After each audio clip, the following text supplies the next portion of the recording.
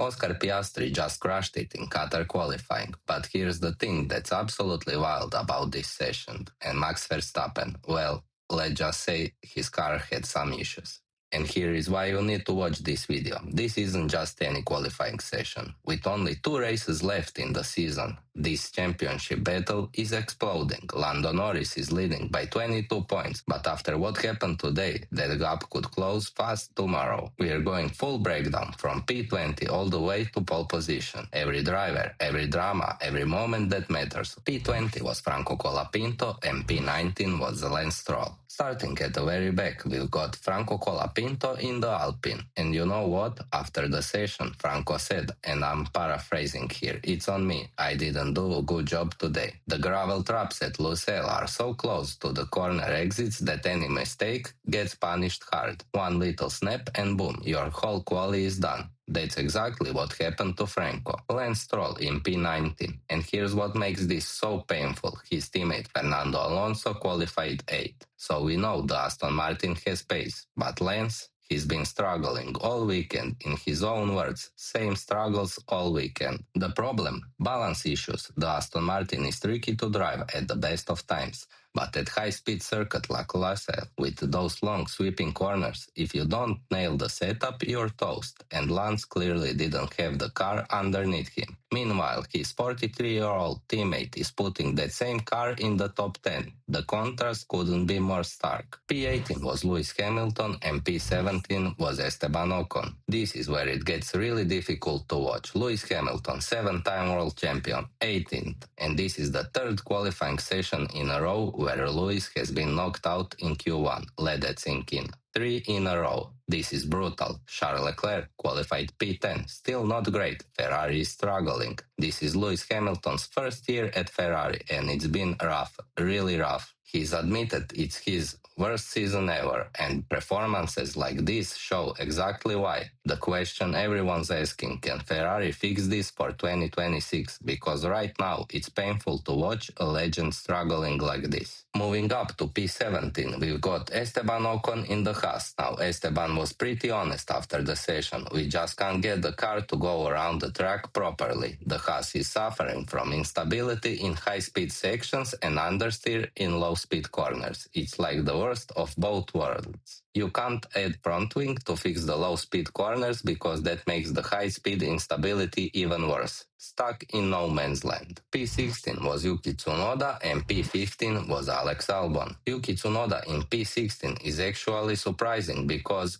well, you'll see when we got to P3 later. Let's just say Yuki had something to prove this weekend and qualifying for the main race didn't go as well as his sprint qualifying performance. Still, knocked out in Q1 is tough for someone who is trying to stay in Formula 1. Alex Albon P15. Williams made a strategic error in Q2. They came out of the garage too late, so Alex was scrambling to get his lap in before the checkered flag. He's been saying all weekend the car has decent pace, but track position in the session hurt him. P14 was Gabriel Bortoleto and P13 was Oli Berman. Gabriel Bortoleto P14 starts P19 with a penalty. The Brazilian rookie is carrying a 5th-place grid penalty from Las Vegas, so he'll actually start P19. He felt like he had more pace but just couldn't put the perfect lap together, missed Q3 by just 10.5. Oli Berman, P13. Oli was genuinely frustrated because he had traffic and gravel on track from drivers going off ahead of him. But here's the thing, he feels the Haas is quicker than P13, so expect him to be fighting hard tomorrow. P12 was Liam Lawson and P11 was Nico Hülkenberg. Liam Lawson, balance issues all day. He even said it's tough with how close it is at the moment, but the damage was done. Nico Hülkenberg, so close, just missed Q3 by the smallest of margins. And here's what's frustrating, he was on course to make it into the top 10. He felt great with the car, made it through Q1 comfortably, and then he got oversteer at the final corner on his last flying lap in Q2 and went wide. That one mistake cost him Q3, and when you look at the data, that lap would have been enough. But that's Qatar qualifying for you. One tiny error and you're done. P10 was Charles Leclerc and P9 was Pierre Gasly. Alright, into Q3 now, and Charles Leclerc in P10 is not where Ferrari wants to be.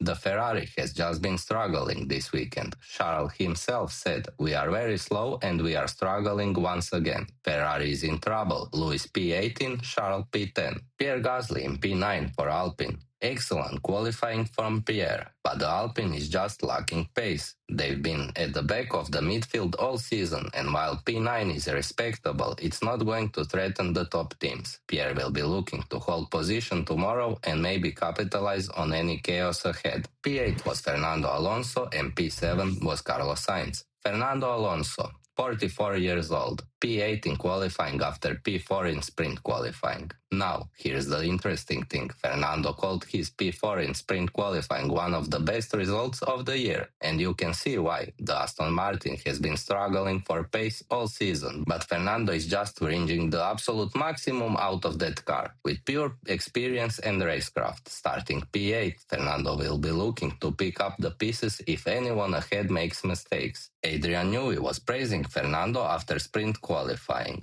At 44, he's still showing why he's one of the all-time greats. Carlos Sainz P7 for Williams, and honestly, this is a great result. Williams tried an experimental setup this weekend, something they hadn't used all year, and it worked. The key for Williams, the car feels stronger on the harder compounds. That's going to be crucial for the race tomorrow because tire management at Losail is everything. P6 was Isaac Hadjar and P5 was Kimi Antonelli. This is impressive. Isaac Hadjar, a rookie P6 in his racing bulls, ahead of some seriously fast drivers, and considering his teammate Liam Lawson is down in P12, this is a statement drive. Isaac said after the sprint that his target for main qualifying was Q3. Mission accomplished. Keep an eye on this kid. Kimi Antonelli, P5 for the Mercedes rookie. This has been such a strong weekend for Kimi. He's been in the fight all session long. Mercedes brought a car that's clearly got a pace around the Losail, and Kimi is extracting it. What's interesting here is that Kimi has been getting more and more consistent as the season's gone on.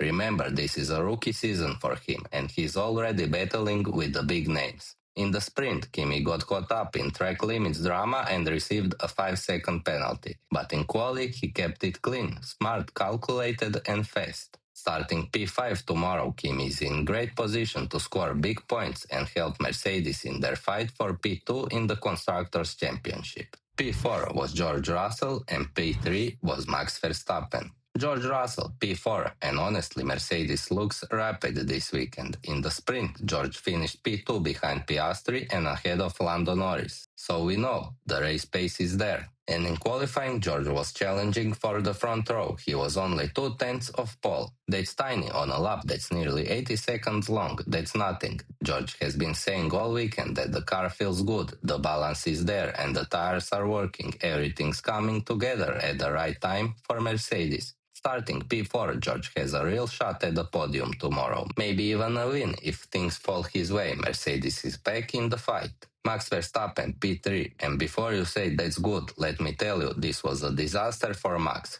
Here's what you need to understand. Max has been struggling with severe bouncing, porpoising all weekend. In his own words, the bouncing is still very bad. In the sprint race, Max managed to recover to P4, but even then, he was 3 seconds behind Norris and couldn't challenge. He literally said the car was really difficult and not going to be a lot of fun. So yes, P3 in main qualifying is damage control. It's better than P6, but Max is 25 points behind Norris. He needs to win this race to keep his championship hopes alive. And right now, his car is handful. Max title hopes could be over by tomorrow night. P2 was Lando Norris, and on pole is Oscar Piastri. Lando Norris, P2, championship leader, 22 points clear of Piastri and 25 ahead of Verstappen. But here's the thing, Lando should be on pole right now. On his second flying lap in Q3, Lando made a mistake at the second corner and had to back out. Lap ruined. Lando's P2 time came from his first lap earlier in the session, just a tenth of pole, but he knows, we all know, he left time on the table. Here's what's at stake. Lando needs to outscore Piastri by 4 points and finish ahead of Verstappen to win the championship this weekend. With Piastri on pole and Verstappen P3, Lando is sandwiched between his two rivals. Tomorrow's race, it's everything. Lando has been in this position before and hasn't capitalized. This time, he has to deliver.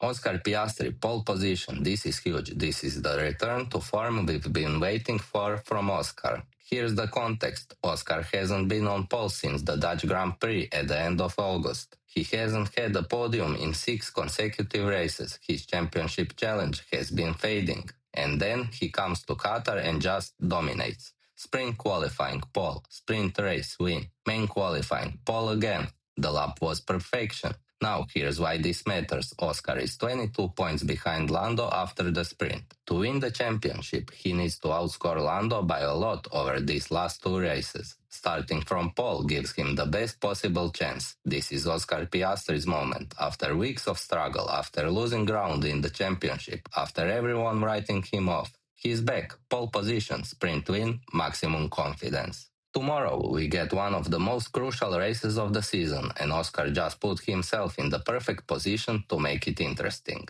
There you have it, every single driver from P20 to pole position. Here's what you need to remember going into tomorrow's race. 1. Oscar Piastri is back, pole position, sprint win, he's the man in the form. 2. Lando Norris is under massive pressure. He needs to manage 2 championship rivals, his own teammate and Max Verstappen. 3. Max Verstappen's car is a mess. If Red Bull can't fix that bouncing overnight, his title hopes are done. 4. Mercedes is fast. Russell and Antonelli could play kingmakers tomorrow.